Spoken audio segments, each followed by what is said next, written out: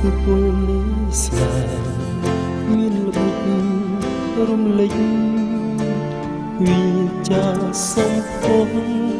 ឆាប់ឆុងបេះដូងយកទៅធ្វើបន្លែជាបែងនៃក្តីស្នេហាឆ្អែតច្អន់ហើយក៏នឿយណាយចិន្តាទៅរកអ្នកថ្មីទី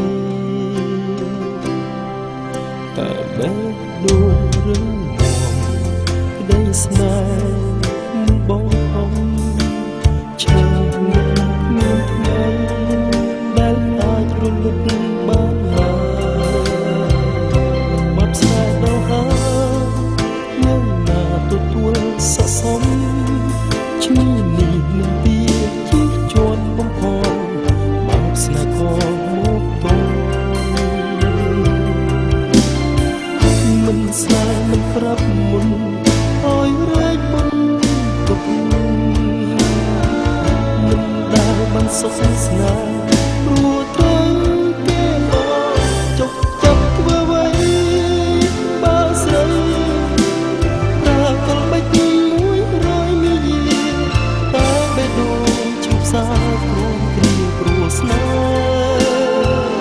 ចុកចាប់ធ្វើអ្វីខ្លួនឯងឈួតវែងពោលទឹកនេត្រាបើគេក្បត់សាវ៉ាបានស្នេហ៍គង់ត្រឡប់ឲ្យអូនទទួល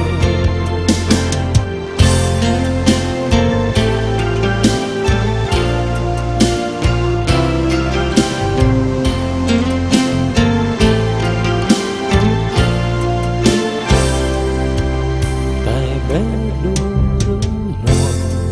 ក្តីស្នេហ៍មិនបងខំឆេះនឹងមានថ្ងៃដែលអាចរលត់បានឡើយបើស្នេហ៍ដល់ហើយមានណាទទួលស័ក្តិសមឈ្មោះ